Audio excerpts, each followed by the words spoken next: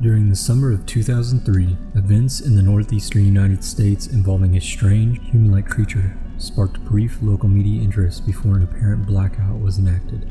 Little or no information was left intact, as most online and written accounts of the creature were mysteriously destroyed. Primarily focused in rural New York State and once found in Idaho, self-proclaimed witnesses told stories of their encounters with the creature of unknown origin. Emotions range from extremely traumatic levels of fright and discomfort to an almost childlike sense of playfulness and curiosity. While their published versions are no longer on record, the memories remained powerful. Several of the involved parties began looking for answers that year. In early 2006, the collaboration had accumulated nearly 24 documents dating between the 12th century and present day, spanning 4 continents. In almost all cases, the stories were identical. I've been in contact with a member of this group and was able to get some excerpts from the upcoming book. As I prepare to end it all, I feel it necessary to assuage any guilt or pain I have introduced through this act. This is not the fault of anyone other than him. For once I awoke and felt his presence, and once I awoke and saw his form.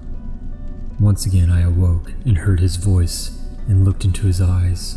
I cannot sleep without fear of what I might next awake to experience. I cannot ever wake. Goodbye. That note was found in the same wooden box were 2 empty envelopes addressed to William and Rose, and 1 loose personal letter with no envelope. The other notes read, "I've prayed to you. He spoke your name. I have experienced the greatest terror. I have experienced the greatest terror. I have experienced the greatest terror. I see his eyes when I close mine. They are hollow, black. They saw me and pierced me. His wet hand, and I will not sleep. His voice."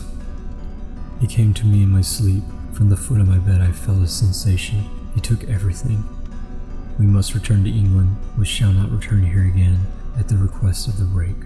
3 years ago, I had just returned from a trip from Niagara Falls with my family for the 4th of July. We were all very exhausted after a long day of driving, so my husband and I put the kids right to bed and called it a night. At about 4 a.m., I woke up thinking my husband had gotten up to use the restroom. I used the moment to steal back the sheets, only to wake him in the process. I apologized and told him I thought he had gotten out of bed.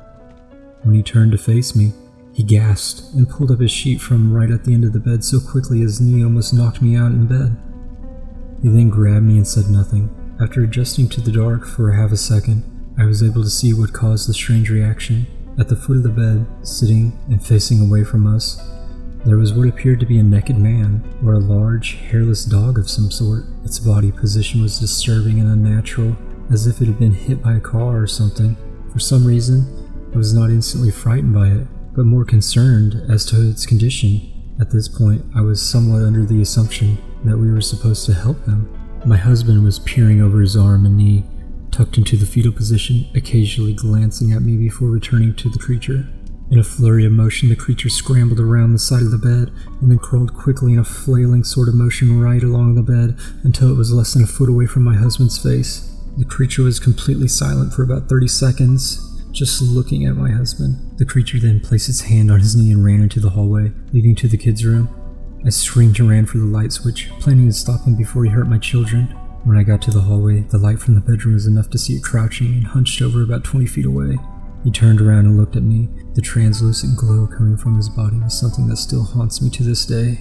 I flipped the switch on the wall and saw my daughter Clara. The creature ran down the stairs while my husband and I rushed to help our daughter.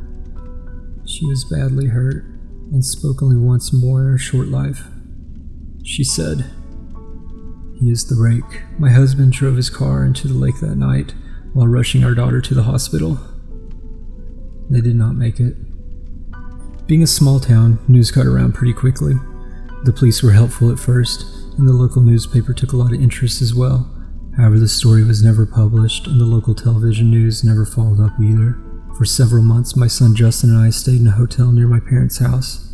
After we decided to return home, I began looking for answers myself. I eventually located a man in the next town over who had a similar story. We got in contact and began talking about our experiences. He knew of 2 other people in New York who had seen the creature that we now referred to as the Rake. It took the 4 of us about 2 solid years of hunting on the internet and writing letters to come up with a small collection of what we believe to be accounts of the Rake. None of them gave any details, history, or follow-up. One journal had an entry involving the creature in its first 3 pages, and never mentioning it again. A ship's log explained nothing of the encounter, saying only that they were told to leave by the Rake. That was the last entry in the log. There were, however, many instances where the creature's visit was one of a series of visits with the same person. Multiple people also mentioned being spoken to, my daughter included. This led us to wonder if the Rake had visited any of us before our last encounter. I set up a digital recorder near my bed and left it running all night, every night, for 2 weeks. I would tediously scan through the sounds of me rolling in my bed every night, each night as I woke up. By the end of the 2nd week, I was quite used to the occasional sound of sleep while blurring through the recording at 8 times the normal speed. On the first day of the 3rd week, I thought I heard something different. What I found was a shrill voice. It was the Rake. I can't listen to it long enough to even transcribe it. I haven't let anyone listen to it yet. All I know is that I've heard it before, and I now believe that it spoke to me when I was sitting in front of my husband. I don't remember hearing anything at the time, but for some reason, the voice in the recorder immediately brings me back to that moment. The thoughts that must have gone through my daughter's head make me very upset. I have not seen the Rake since it ruined my life, but I know that he has been in my room while I slept. I know, in fear, that one night I'll wake up and see him staring at me.